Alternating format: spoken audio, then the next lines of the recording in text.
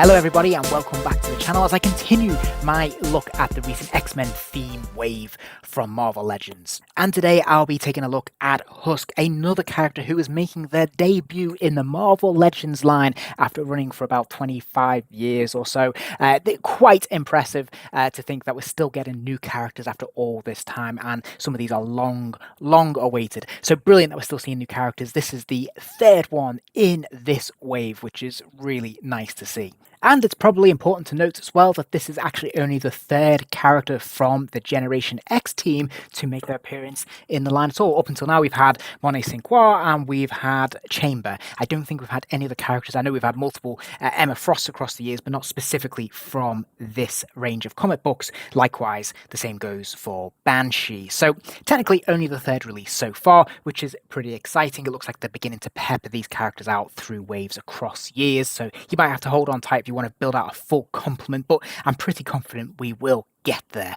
Anyway, without further ado, let's take a look at the packaging. By now, if you've been following these videos, you will know what to expect. But if this is your first one, this is a pretty chunky and robust card outer packaging, which is fantastic. It is a little bit bland when it comes to the outer edges there. It is, of course, just basically a black void, but we do have a really nice X-Men logo up front and center there, which is great. And of course, we have the window display showing off the character and all their various bits and pieces to great effect. So this looks pretty cool from the face of it. However, if we look at the side panel, for me, this is where this series really comes alive, and I love the new use of this panel space by seeing some comic book artwork here just lifted from the page and put onto the side panel. This looks tremendous, and it only gets better if you stack her up with the other boxes in this wave, where you can see just how colourful and diverse these side panels can be, and it just looks really attractive. I just think they look great when they're on your shelf like this. It just makes it really fun. So I really like this approach. Again, if we flip it and look at the reverse, we have that same image again, a little bit smaller this time in the right hand corner, a little bit of a bio about the character, the other figures that are available, and of course an image there of the builder figure, which is Holocaust.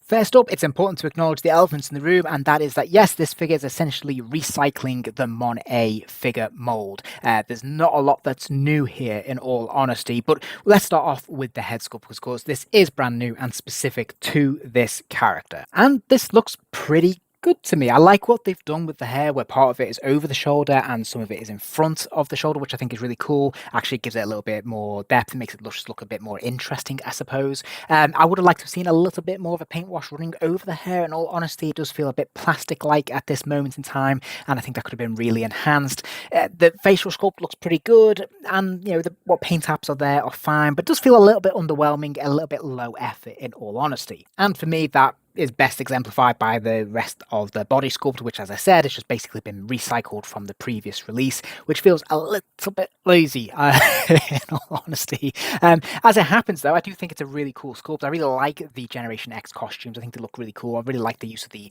red plastic here and the gold. I think that works really well. The belt is a separate piece, but it's actually quite convincing. It actually looks like it's been sculpted in, because they've got the use of the red like pretty much spot on in terms of the tone, which is, you know, to their credit, that's not easy to do.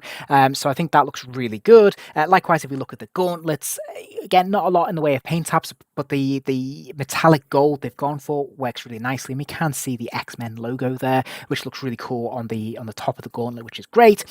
And then we see more of the same when it comes to the boots. These are nicely sculpted. Yeah, we've seen them before. Would they be enhanced by a nice wash? Absolutely. As it is, yeah, a little bit bland perhaps, but I think they've done a pretty decent job of the sculpting, and to be fair, the plastics they've used here are quite nice, rich colours that kind of make up for some of the lack of shading.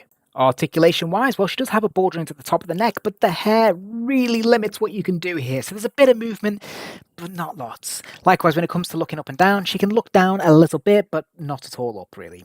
There are ball joints in the shoulders, which allow her to lift her arms up and out. There is a complementary bicep swivel, and she has a double pin at the elbow, which is really good. There's a little bit of hindrance there from the shoulder pad, but this will work with the articulation, which I do appreciate. There's a little bit of give, which is really nice to see. Sadly, though, the wrist articulation is heavily compromised by that gauntlet. There's only so much you can do.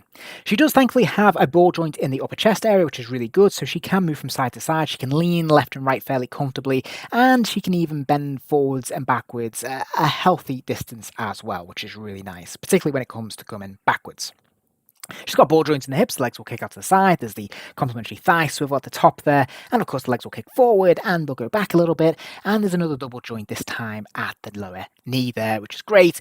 And finally she has the ankle pivot, so the foot will hinge forwards and backwards fairly comfortably. It should rock from side to side. There's a little bit of tension there with the leg gauntlet, but it works fine. In terms of accessories, she comes with an additional pair of hands, a piece of discarded skin, I'll explain that a little bit more in a minute, and an alternate head. I do think this alternate head is really cool and is just light years beyond the standard head that we see on the figure in the packaging. I really like this. Obviously, there's a lot of expression going on. You can actually see some wash running through the hair, which is what is desperately needed. You can just see the difference in terms of what this does for the figure. This looks really cool, obviously very animated, just brings the figure to life. And then we have the sort of the silver paint on one half of the face there, which is really striking. And of course, the open mouth there, the detailing in the mouth. This is brilliant. I think they've done a really, really good job and put a lot of effort into this alternate head, which is fantastic. And then you can combine it with that rather awkward flesh piece that we get to make it look like she's just ripped it off her face, which is really cool. And I remember when this was first announced, I was like, wow, that's really weird.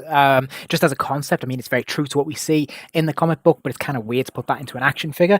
And it's quite a difficult one to bring to life, and they've really achieved it. I think this looks quite striking. I wouldn't say it's pleasant per se. It's a bit grim, but it is quite cool and very, very different to anything else you're likely to see in your Marvel Legends collection. So I think they've done actually quite a good job here of bringing this character to life in just 2 accessories. I think that's really quite clever. But despite that, I'm only going to give the figure 3 stars again because I'm a little bit underwhelmed by it. I think maybe if this had been the first release in the Generation X line, or at least the first figure in this costume, then this would be really impressive, right? Because there'd be an awful lot of new elements going on here. But as it is, it does feel like it's a recycled figure with just a couple of new heads and this gimmick, I suppose, of the extra flesh piece. Now, it is very striking, and I think they've done a good job. But the articulation is, mid, in my opinion. It's fine, but it's not exceptional. It is hindered very much by the hair, which really, stops some of the important articulation going on in the head. And yeah, whilst it looks quite cool and quite dramatic, there's not a lot else going on with it. There's no other accessories, and it does feel a little bit bland and a bit strange, and it's probably going to stay in the packaging for me. It's probably not one I'm going to put out on display, at least unless I decide to build out the entire Generation X cast. I hope you enjoyed the video. If you did, please do consider giving the video a like. That kind of thing really does help the channel out, and it allows me to keep making more content. And if you're interested in seeing more content, remember to hit subscribe, as there'll be plenty more videos coming soon.